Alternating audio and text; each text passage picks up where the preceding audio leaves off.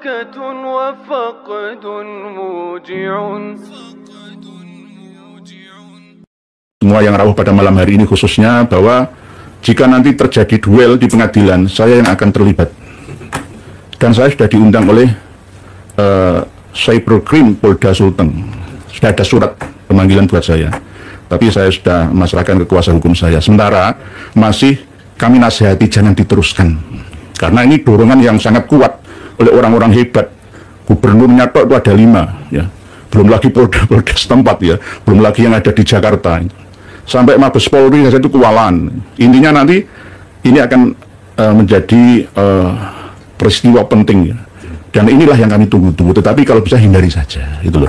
Atas nama kultural dari Nahdien, kami Al-Fakir Muhammad Hasan Basri sangat merasa prihatin dan peduli atas gejolak yang sampai detik ini kurang lebih 3 tahun, masalah polemik nasab yang merebak melanda kemana-mana di seluruh seantero Nusantara. Kami sesungguhnya amat sangat prihatin kepada saudara-saudari kami, para alumni-alumni pondok pesantren, juga para guru-guru kami semuanya yang masih belum mendapatkan anugerah hidayah dari Allah Subhanahu wa Ta'ala atas perjuangan ulama-ulama Nusantara dalam meluruskan, mencerdaskan masyarakat, khususnya warga NU kultural. Di sini kami hadir secara mendadak di dalamnya Yai Nur Ihya. Sangat mendadak tanpa adanya settingan. Kedatangan kami bersama rombongan teman-teman kami ingin mendapatkan suatu masukan, pencerahan dari beliaunya terkait masalah yang amat sangat sekarang ini merebak, terutama di medsos. Jadi untuk saudara-saudari kami yang di luar, di seluruh Nusantara, marilah, mumpung kita masih sehat, mumpung kita ini masih diberi kekuatan iman dan Islam, mari kita berjuang bersama-sama untuk meluruskan, bukan membenci. Kita tidak boleh membenci siapapun orangnya, entah itu umat Islam atau di luar Islam. Karena semua ini kita ciptaan Allah Subhanahu wa Ta'ala. Tidak ada hak kita untuk membenci umat, karena kita sama-sama makhluk Allah. Allah saja melindungi, apalagi kita. Saat-saat ini saya sangat prihatin, miris, lebih-lebih kepada beliaunya Kiai Nur Ihya yang sangat gigih memperjuangkan untuk meluruskan pemahaman daripada polemik nasab yang terjadi. Al-Fakir sendiri sebenarnya secara pribadi dari dulu itu banyak guru-guru dari kalangan habaib itu banyak. Bahkan saya pernah selama 1 tahun di Jatiroto, Jatiroto Lumajang di desa Kaliboto Kidul, ya. Kaliboto Kidul. Dalamnya Allah menyerham, dalamnya Habib Hashim bin Ali bin Ahmad bin Abdullah Bafaki. Beliau mempunyai saudara kabarnya yang di Kemusuh Jogja, Syed Ahmad bin Ali bin Ahmad bin Abdullah Bafaki. Jadi setiap tahun beliau itu mengadakan haul di tempat itu, dihadiri oleh beliaunya pengasuh pondok pesantren Al-Qadiri 1, yakni Kiai Muzaki. Iya, Qadiri 1. Itu bahkan tiap tahun. Setelah beliaunya meninggal, terus kami sudah nggak ada di sana. Itu. Lah terkait hal-hal masalah polemik ini yang menjadi kepedulian dan perhatian kami, mengapa sampai detik ini dari klan sebelah ini sampai detik ini tidak ada data yang amat sangat valid untuk memberikan jawaban dari banyak-banyak pendapat dari kiai-kiai yang telah meluruskan polemik ini. Jadi sebagai warga kultural NU sangat saya berharap agar polemik ini cepat selesai, karena dampaknya bukan hanya sosial, bukan, keamanan pun ini berdampak, hubungan antara kenegaraan pun berdampak akibat daripada belum selesainya polemik nasab di Nusantara ini. Mengapa sih kita harus mempertahankan diri untuk mengaku sebagai dzurriyyah Rasul? Kita cukup sebagai umat Rasul itu sudah sangat amat bahagia, mulia, ya. Sudah mulia. Kok dipaksakan untuk menjadi dzurriyyah Rasul ini apa sih? Mungkin saya tanda kutip, mungkin ini di luar urusan tujuan akhirat. Ini yang saya khawatirkan sampai detik ini. Makanya apa yang pernah disampaikan oleh beliau, salah satu guru itu, di zaman-zaman ini memang sayati zaman syarrun wa ba'dahu mimma qablahu. Semakin rusak. Jadi semakin tahun, semakin hari, semakin bulan, semakin tahun ini bertambah rusak, bertambah rusak, bertambah rusak. Nah, sedangkan kita orang yang punya dibekali, dikaruniai ilmu oleh Allah Subhanahu wa Ta'ala, tidak mau memperjuangkan nasib rakyat kita, terus jadi apa negara kita ini? Bagaimana tanggung jawab kita sebagai orang yang dikaruniai ilmu kelak di akhirat apabila kita bertemu dengan Allah dan Rasulullah? Jadi kami berharap kepada saudara-saudara kami, khususnya yang hadir di podcast malam ini, marilah kita bersama-sama memperjuangkan negara kita, pemahaman kita, kebersamaan kita dalam meluruskan dan mencerdaskan anak bangsa, terutama dari kultural nahdi yang saat ini. Ya, mungkin itu mawon ya sing saged kula sampaikan, kurang lebihnya kami mohon maaf. Ihdinas siratal mustaqim. Wassalamualaikum warahmatullahi wabarakatuh. Waalaikumsalam. Sebenarnya belum tutup salam dulu ya. Ini masih panjang ya. Masih 1 jam lebih kita harus berdiskusi. Ya sebagai mukadimah di salam mukadimah. Mungkin nggih, salam pembuka, salam penutup untuk mukadimah, tapi untuk isi materinya belum ya. Masih banyak yang harus kami ulik ya, kami bongkar nggih, kami minta pendapat panjenengan mewakili kawan-kawan kiai-kiai tokoh masyarakat kultur Nahdlatul Ulama Surabaya. Sudah kita dengar bersama apa yang Romo Kiai Haji Muhammad Hasan Basri sampaikan kepada kita semua. Saat ini kita bukan lagi terkena hukum fardu kifayah tapi sudah mengarah ke fardu ain. Setiap individu dari kita harus berjuang bersama, menyampaikan, menyadarkan ya, mengarahkan, mencerdaskan, mencerahkan semua. Tidak hanya umat Islam, ya seluruh masyarakat Indonesia dalam hidup bernegara, kerukunan antar umat beragama, bermasyarakat, ya semuanya. Jadi ukhuwah-ukhuwah ini semuanya harus kita jalankan, praktekkan, sekaligus kita sampaikan supaya kita ini tidak disalahkan oleh generasi yang akan datang. 50 tahun lagi belum tentu jenengan dan saya ini masih hidup di dunia ini.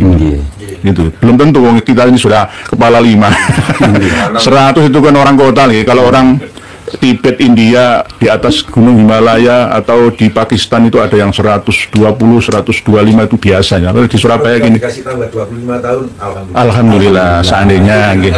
Jadi biasanya kita masih ngasih 10 tahun lah ya. Iya, nggih gantian nggih. Jadi jangan sampai kita meninggalkan generasi yang lemah ya.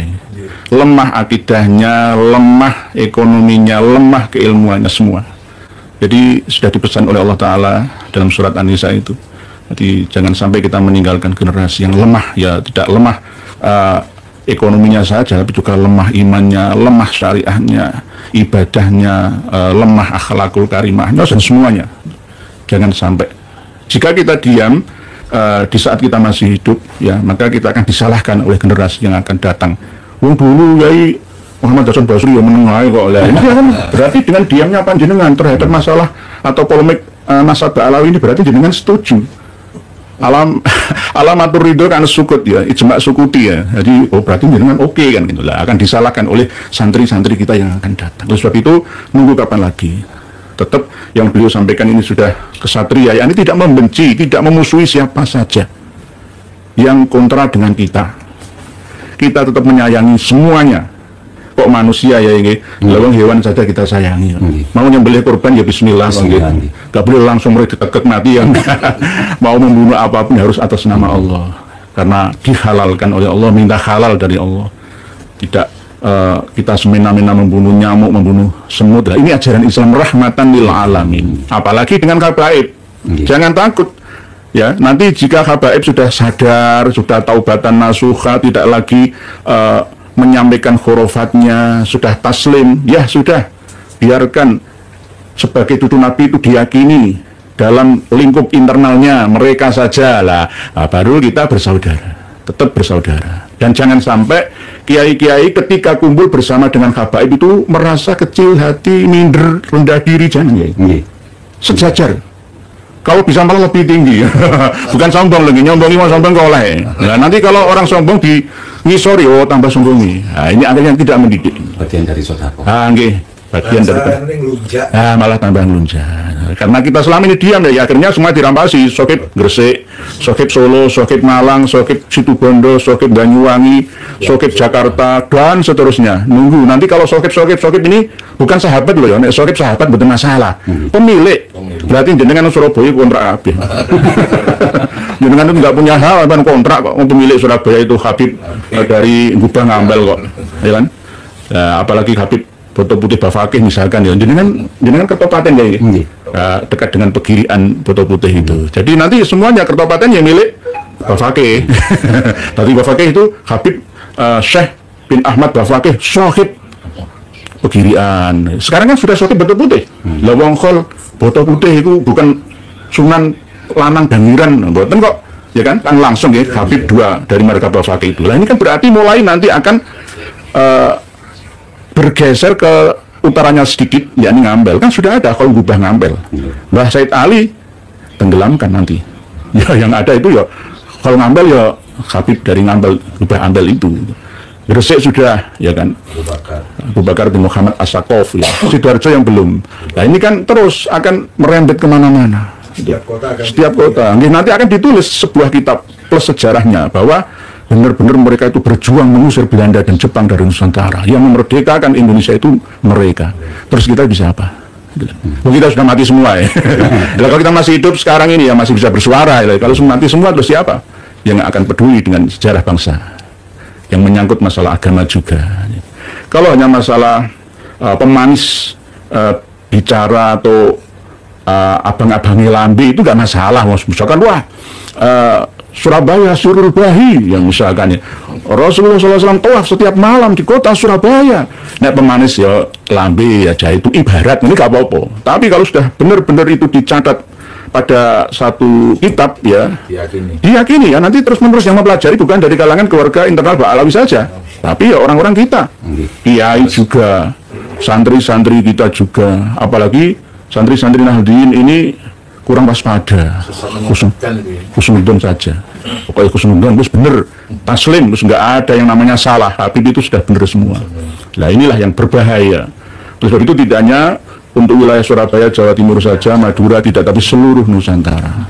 Kami mohon doa pangestu dari para kiai tokoh masyarakat Surabaya Utara semua yang rawuh pada malam hari ini khususnya bahwa jika nanti terjadi duel di pengadilan, saya yang akan terlibat. Dan saya sudah diundang oleh Cyberkrim Polda Sulteng. Sudah ada surat pemanggilan buat saya. Tapi saya sudah memasrahkan ke kuasa hukum saya. Sementara masih kami nasihati jangan diteruskan. Karena ini dorongan yang sangat kuat oleh orang-orang hebat. Gubernurnya tok itu ada 5 ya. Belum lagi polda setempat ya. Belum lagi yang ada di Jakarta. Sampai Mabes Polri saja itu kewalahan. Intinya nanti ini akan menjadi peristiwa penting ya. Dan inilah yang kami tunggu-tunggu. Tetapi kalau bisa hindari saja gitu loh. Karena Gus Fuad Rialdi dari Pleret sudah meminta maaf gitu loh. Dan kami pun sebenarnya tidak mendukung ucapan dari beliau Gus Fuad tentang kirdun-kirdun terhadap Sis Al-Jufri itu gitu loh. Nah, cuma ini hanya pancingan ya. Apakah selama ini seluruh rakyat Indonesia itu mendengar atau tidak pisuhan dari Habib-Habib terhadap kiai-kiai Nusantara itu? Ternyata nggak dengrungu, ternyata nggak melihat, ternyata buta tuli semua ternyata. Oke, pura-pura itu bagaimana ya? Pura-pura. Kalau saya lihat sih pura-pura ya. Pura-pura ya. Padahal kalau yang pribumi sampai kayak langsung itu, iya. Kok langsung di langsung ya. Gitu. Padahal yang minta maaf sudah. Tapi di sambar.id itu ada keterangan halal darahnya Fuad Pleret itu. Saya masih tak simpan itu. Oh berarti ini doktrin ekstrim itu. Nah, ini teroris itu dari sini. Teroris semua. Okay. Berarti antara sesama saudara yang sudah minta tabayun, minta diskusi kebangsaan di Mabes Polri atau di Polda Jogja atau di mana tempat di Jawa saja, jangan terlalu kejauhan ke Indonesia Timur sana, tapi tetap ditolak semua. Pokoknya kudu Fuad Pleret harus jebloskan ke penjara dengan pasal sarah. Gak kerungu ya. Padahal kalau Habib Rizik sendiri bilang, pasarnya kan dia itu kan ngajak perang. Lu kok gak ada yang proses? Ya heran saya kan gitu ya. Kita ini ya dengar gitu dari aparat kita ini. Iya, kita semua ini orang waras ya. Tapi kok gimana ya? Kok gak ada respon ya? Terus pertama kali 3 tahun yang lalu ketika kita dihina-hina 70 kiai yang alim tetap kalah dengan 1 Habib yang bodoh ahli maksiat. Itu kan sarah ya? Salah. Penghinaan yang luar biasa. Lah, di mana suaranya? Heran aku. Terus penghinaan ke presiden. Ya. Sampai Jokowi itu. Enggak. Sudah ada. Nah, itu. Terus misalkan itu pendapat individu ya, pendapat pribadi, ada kitabnya ya. Gitu. Kitab Manhajus Sawi itu ada, tuntunannya ada. Kenapa Bahar bin Sumed itu berani mengucapkan seperti itu, ditiru oleh murid-muridnya, penggemar-penggemarnya ya. Bukan beratnya ada ya. Saya ini Raihan Al-Ghadri sama yang gondrong-gondrong ala kribo-kribo yang ceramah itu. Satu Habib yang bodoh, ahli maksiat sekalipun tetap lebih tinggi derajatnya daripada 70 kiai yang alim. Jadi ada referensinya bagi mereka. Jadi tidak ada gunanya ya yang mondok. Enggak ada gunanya. Jenengan kan 7 orang ya, sama saya 8 ya, sama admin 9 ya. Bisa kurang dengan satu Habib yang menzinai, misalkan kasus Syafiq bin Zainal Abidin Al-Idrus di Para ya, bisa menangan Syafiq. Gak apa-apa, berbuat apa saja tetap dijamin surga dari leluhurnya. Tapi jenengan guys, jenengan itu belum tentu surga. Surga golek-golek dewe usaha. Tapi kalau Habib nggak perlu. Nah, ini namanya rasis ya. Ini sara yang luar biasa. Bagaimana ada seorang tamu datang ke negeri kita menghina kita, terus kita diam saja? Ijma Sukuti itu tadi. Kok nggak ada respon dari negara? Negara ini menunggu respon dari kita sebenarnya. Sudah kami siapkan buku-buku bukti. Kemarin kan saya tulis bahasa Arab, sekarang saya sudah terjemah ke bahasa Indonesia bersama dengan kawan-kawan kita untuk dipelajari oleh MUI, oleh PBNU kalau mau, oleh Muhammadiyah, Al-Irsyad Persis dan lain-lain. Berarti nggak berlaku organisasi NU kalau gitu ya? Kalau ya, ada tindakan seperti itu? Ya kurang tanggap terhadap situasi yang ada. Karena dari pimpinan struktural kita yang masih husnudzon, didukung oleh penolan-penolan pondok pesantren Nahdien ya, yang masih juga belum mau terbuka. Karena ada sebagian yang direkrut pondok pesantren yang terkenal itu lulusannya untuk lanjut studi ke Al-Ahqaf University Al-Mukalla atau ke Darul Mustafa Arim Habib Umar bin Hafid sana. Jadi kerjasama. Akhirnya ya sungkan lah ya sungkan kadung api hubungan saya kan. Nah kalau kembali pakai seperti ini lah, jenengan kan malah tambah kualat dong. Jenengan gurunya juga Habib Al-Faqih. Nah waktu jenengan berguru kepada Habib itu, apakah jenengan juga diijazahin ya? Mungkin amalan rotib al-hadat atau harus sholawat simtud duror atau rotib ba'abud atau wirdul latif atau apa ya? Di era 80-an, mungkin 80-an itu terus terang kami lontang-lantung ke sana kemari sama beliaunya, Muhammad Hashim itu nggak pernah ada ijazah. Ada ijazah. Nggak pernah ada rotib al-haddad, simtud duror dan lain-lain, itu nggak pernah. Nggak ada. Cuma ujangan beliau apa itu, kalau bahasa Nabi bahasa Jawa ini mulai wis ngaji jari-jari musim limo, insya Allah tadi wong selamat. Apa Bib? Siji tadi wong untuk gumedi. Api. Kudu rendah diri. Api terus berkali. Kudu. Nomor kali kudu tabasam, murah senyum. Mesem. Nah, yang ketiga itu harus komitmen atas subainal amroin. Kita harus punya AABB. Jangan memihai. Kalau sudah ada data yang valid, akurat, mengapa kita tidak ikuti? Inilah sayangnya pemimpin kita saat ini. Konsisten komitmen. Konsisten komitmen pada suatu yang memang diturunkan oleh Allah dan Rasulullah dan diteruskan oleh para ulama kita. Nah, yang keempat ini, tunjukkan orang yang tidak tahu arah menuju terutama kehadirat Allah Subhanahu wa Ta'ala. Kita tidak pernah lepas dari yang namanya hablum minallah wa hablum minannas.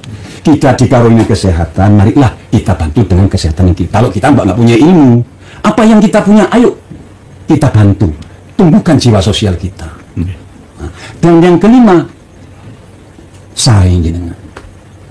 Jadi ibu pengayom, muncul rasa kasih sayang.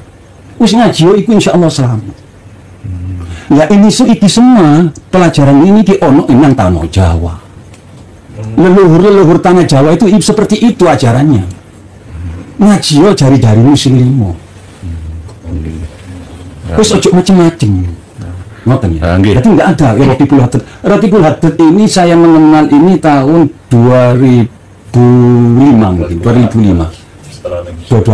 Saya keluar dari pesantren itu perkiraan tahun 94. Terakhir itu di 94. Itu belum ada, yang cuma yang muncul memang Hizib Sakron.